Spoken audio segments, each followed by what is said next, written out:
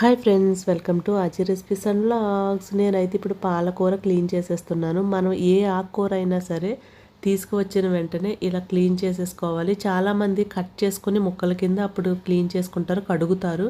అది మంచిది కాదు. దాంట్లో ఉన్న విటమిన్స్ అన్నీ కూడా పోతాయి. అలాగే దాని నుంచి మట్టి ఉంటుంది కదా, ఆ మట్టి కూడా మనం కట్ చేసినప్పుడు వాటికి అంటుకుంటుంది. కాబట్టి మనం ముందే ఆకుకూరలు తెచ్చుకున్న వెంటనే ఆ కాడలు అన్నీ శుభ్రం చేసుకుని దాంట్లో గడ్డి అవన్నీ ఉంటాయి కదా, అవన్నీ తీసేసుకుని ఫస్ట్ అయితే ఇలా శుభ్రంగా ఒక 10 మినిట్స్ నానబెట్టాలి. నానబెడితే అందులో ఉన్న మట్టి అంతా నాని వాటర్లోకి వచ్చేస్తుంది. అప్పుడు శుభ్రంగా కడుక్కుని దాన్ని కట్ చేసుకోవాలి. చూసారు కదా ఎంత మట్టి వచ్చిందో.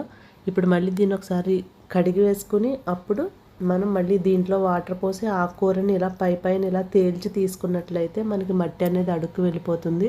ఇలా శుభ్రంగా కడుక్కున్న తర్వాత నేను చిన్న చిన్న ముక్కలుగా కట్ చేస్తాను. ఈ పాలకూరని కట్ చేసుకుని పక్కన పెట్టేసుకున్నాను. ఇప్పుడైతే నేను పాలకూర ఫ్రై చేస్తున్నాను. పాలకూర ఫ్రై చాలా బాగుంటుంది.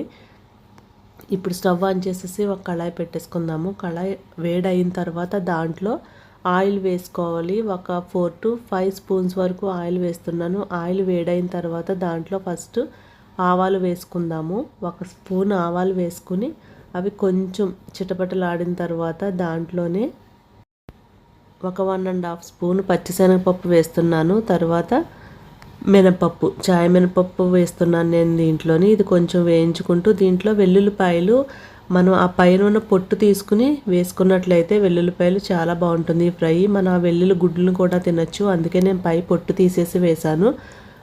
ఎండుమిర్చి కూడా వేసుకోవాలి. అయితే మనకి ఇందులో ఉండే కారం ఎండుమిర్చి ఒకటే, ఇంకా కారం అది వేయం కాబట్టి దీంట్లో ఎండుమిర్చి కొంచెం వేసుకోవచ్చు. కడుక్కున్న కరివేపాకు కూడా వేసేసాను.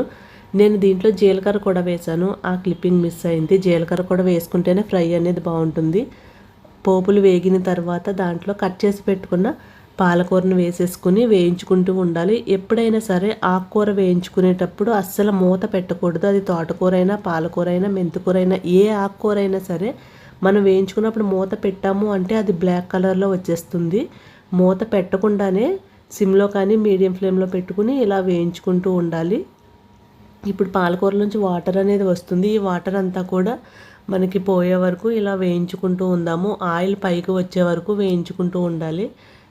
నేను అసలు మూత పెట్టకుండా వేస్తున్నాను. అప్పుడే మనకి గ్రీన్ కలర్లో ఉంటుంది. ఏ ఆకుకూర ఫ్రై అన్నా సరే మూత పెడితే బ్లాక్ కలర్లో వచ్చేస్తుంది.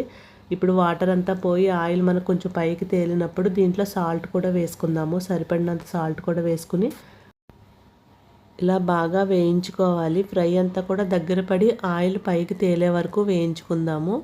ఈ పాలకూర ఫ్రై చాలా బాగుంటుంది మనకి రైస్లో కలుపుకు తిన్నట్లయితే. చూడండి, ఆయిల్ పైకి తేలి ఫ్రై అంతా కూడా బాగా వేగింది. ఇప్పుడు దీన్ని ఒక బౌల్లోకి తీసేసుకుని మనం రైస్లో కలుపుకు తిన్నట్లయితే చాలా బాగుంటుంది. దేంట్లోనే సైడ్ డిష్గా కూడా బాగుంటుంది, కానీ రైస్లో కలుపుకు తింటే చాలా బాగుంటుంది. మనం ఆ ఎండుమిర్చి అలాగే వెల్లుల్లిపాయలు కూడా పొట్టు తీసి వేసాం కదా, ఎండుమిర్చి వెల్లుల్లిపాయలు కూడా ఈ ఫ్రైతోనే రైస్లో కలుపుకుని తినేయచ్చు. చాలా సూపర్గా ఉంటుంది టేస్ట్ అయితే. నేను ఈ ఫ్రైలోకి పక్కన అయితే ఆమ్లెట్ కూడా వేస్తాను, ఆనియన్ ఆమ్లెట్. ఓకే ఫ్రెండ్స్, ఈ వీడియో మీకు నచ్చితే లైక్ చేయండి, షేర్ చేయండి. ఆచి రెసిపీస్ అండ్ వ్లాగ్స్ అని ఈ మన ఛానల్ని సబ్స్క్రైబ్ చేసుకోండి. Thanks for watching.